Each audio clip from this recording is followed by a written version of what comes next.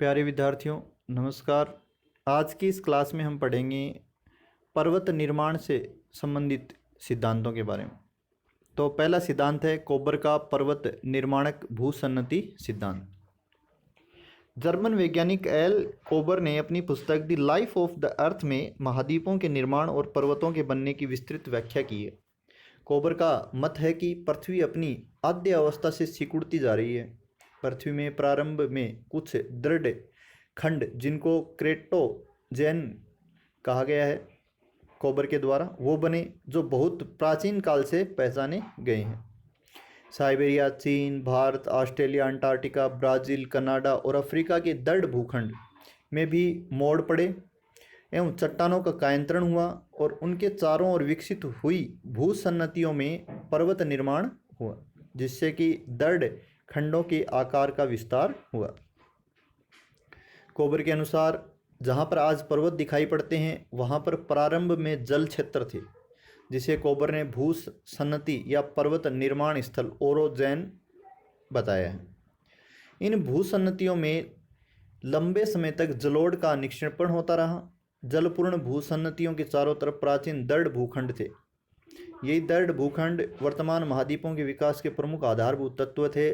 भूसन्नति के दोनों दृढ़ भूखंडों के एक दूसरे की ओर विस्थापन से भूसन्नति की जलद चट्टानों पर दबाव पड़ा, जिससे उनमें मोड़ पड़े और पर्वतों का निर्माण हुआ। ये दृढ़ खंड पर्वतों के अग्रदेश थे, यानी फोरलैंड थे, लेकिन पर्वत दृढ़ खंडों के सीमांतों पर बने तथा मध्यपिंड यानी मीडियन मास एक ऊंचे खंड के रूप में उठ गया। जैसे हंगरी का मैदान है, कोलोराडो और तिब्बत का पठार है आदि, इसी तरह मध्य पिंड है। कोबर ने समस्त ग्लोब का अध्ययन किया है, उसके विभिन्न भागों का उल्लेख किया है। कोबर ने मेसोजोइक युग में उत्तरी और दक्षिणी प्रशांत को अलग अलग इकाई माना है, जो कि मध्यवर्ती प्रशांत भूसन्नति द्वारा अलग होते थे। देखिए आप चित्र में दो दृढ़ भूखंडों के बीच किस तरह से पर्वत निर्माण होता है। कोबर के सिद्धांत की विशेषता यह है कि उन्होंने भूसन्नति के दोनों किनारों के दृढ़ खंडों के विस्थापन की बात कही है। स्वेस ने केवल एक दृढ़ खंड के विस्थापन की बात की है, जबकि दूसरी ओर का भूखंड अपने स्थान पर स्थिर माना है। कोबर के अनुसार भूसन्नतियां विस्तृत और बड़े आकार की थी, जबकि डाना और हैग ने संकरी लंबी भूसन्नति की कल्पना की है। कोबर ने पर्वतीकरण की चक्रीय व्यवस्था का भी उल्लेख किया है, अर्थात पर्वतों का निर्माण पृथ्वी के प्राचीन भूगर्भिक काल से ही चला आ रहा है। कोबर ने 6 विभिन्न निर्माणकारी घटनाओं का उल्लेख किया है, जबकि अन्य भूवैज्ञानिकों ने 4 प्रमुख पर्वतीकरण के युगों के विषय में बताया। ये महत्वपूर्ण है कि जबकि अन्य भूवैज्ञानिक उन्होंने 4 ही प्रमुख पर्वतीकरण घटनाओं के बारे में बताया, जबकि कोबर ने 6 पर्वत निर्माणकारी घटनाओं का उल्लेख किया है। कोबर के अनुसार प्रत्येक पर्वत निर्माण के समय एक ही प्रकार की घटनाओं के क्रम की पुनरावृत्ति हुई है। प्रत्येक पर्वत निर्माण में एक ही प्रकार की प्रक्रिया का अवलोकन किया है। जिस समय भूसन्नति के दोनों पार्श्व या अग्रदेश एक दूसरे की ओर खिसकने लगे थे, जिसके कारण भूसन्नति के अवसाद में वलन और मोड़ों का निर्माण हुआ है। कोबर के अनुसार पर्वत निर्माण के साथ ज्वालामुखी क्रिया, चट्टानों का कायांतरण तथा भ्रंश भी बनेंगे। पर्वत निर्माण की क्रिया दृढ़ भूखंडों में नहीं होगी, वहाँ केवल भ्रंश तथा रिफ्ट बनेंगे। पर्वतीकरण के समय ही अत्यधिक संपीड़न की क्रिया होती है, जिस कारण पर्वत की संरचना में जटिलता आने लगती है। कोबर के अनुसार प्रत्येक पर्वत निर्माण के समय एक ही प्रकार की घटनाओं के क्रम की पुनरावृत्ति होती रही है। कोबर ने प्रत्येक पर्वतीकरण में एक सामान्य प्रक्रिया का अवलोकन किया है, अर्थात प्राय प्रत्येक पर्वत निर्माण के पहले भूसन्नति का निर्माण होता है, जिसमें लगातार अवसादी निक्षेप तथा भूसन्नति की तली में तलछटीय भार के कारण अवतलन होता रहता है। अधिक तलछट के जमाव के बाद पर्वत निर्माण का कार्य होता है।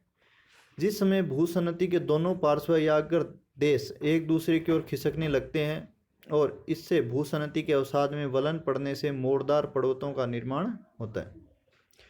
कोबर के विचार हैं वो स्वेस से अलग है। उन्होंने पर्वत निर्माण केवल एक पक्षीय क्रिया माना है, जबकि कोबर ने द्विपक्षीय क्रिया माना है। स्वेस का मत था कि एक अग्र भूमि का दबाव पड़ा और दूसरे अग्र की तरफ वलन पड़ गए, क्योंकि दूसरी अग्र भूमि स्थिर थी। जबकि कोबर का कहना है कि भूसन्नति के दोनों ओर की जो अग्र भूमि है उसने दबाव डाला और एक दूसरे के सम्मुख दो समानांतर श्रेणियां बनी, जिसे कोबर ने रेंडकेटन नाम दिया। पर्वतों के निर्माण के बाद अपर्दन का एक लंबा काल रहा है जिसमें पर्वतों का अनाच्छादन होता है और धीरे धीरे कटकर ये पेनीप्लेन में परिवर्तित हो जाते हैं। कोबर ने अपने विशिष्ट मध्य पिंड टिपिकल मीडियन मास के आधार पर मोड़दार पर्वतों की संरचना को स्पष्ट करने का प्रयास किया है। कोबर के अनुसार मध्य पिंड के आधार पर यूरोप के अल्पाइन पर्वत श्रृंखला को भली भांति समझा जा सकता है। यूरोप के विकास के संबंध में कोबर का मत है कि रूसी दृढ़ क्षेत्र तथा स्कैंडिनेविया अग्र प्रदेश थे जिनके सहारे पर्वत निर्माण हुए और यूरोप का आकार बढ़ता गया। यहाँ कैलिडोनियन, हर्सिनियन और अल्पाइन पर्वत निर्माण के काल और श्रेणियाँ पहचानी गई। ब्रिटेन और स्कैंडिनेविया की यूराल कार्पेथियन श्रेणियाँ बनी। कोबर के मत के अनुसार अंगारा लैंड और गोंडवाना लैंड बीच में पर्वत निर्माण के कारण एक दूसरे से जुड़ गए। कोबर के विचार में पर्वतों की दिशा और स्थिति बहुत हद तक दृढ़ भूखंडों की स्थिति से नियंत्रित होती है। कोबर के अनुसार अटलांटिक रिज एक डूबी हुई पर्वत श्रेणी। कोबर ने महासागरों की तलहटी को एक भूसन्नति माना है। इनके सीमांतों पर भ्रंशन हुआ है या वहाँ डूबी हुई श्रेणियाँ हैं। कोबर ने संतुलन के सिद्धांत में भी विश्वास प्रकट किया है। कोबर के अनुसार ऊंचे ऊंचे पर्वत इसलिए भूपटल पर टिके हुए हैं कि उनके नीचे गहराई तक कम घनत्व वाला पदार्थ मिलता है। पृथ्वी की सिकुड़न से उत्पन्न क्षैतिज गति के कारण पर्वतों का निर्माण हुआ है और इस क्रिया में एक स्थान पर अत्यधिक मात्रा में पदार्थ का संग्रह होता है। इससे स्थलीय भाग का उत्तोलन होने लगता है और भूसन्नति का निर्माण हो जाता है। इस प्रकार जमाव और धसान होता रहता है और पर्वत निर्माण का एक चक्र है वो चलता रहता है। इस प्रकार ये स्पष्ट है कि कोबर ने अपने भूसन्नति सिद्धांत और मध्य पिंड की परिकल्पना द्वारा पर्वत निर्माण की व्याख्या करने का एक सफल प्रयास किया है। ये देखिए, कोबर के सिद्धांत के अनुसार मध्य पिंड और दोनों तरफ अग्र प्रदेश हैं और अग्र प्रदेशों के दोनों तरफ सीमांत श्रेणियाँ। धन्यवाद।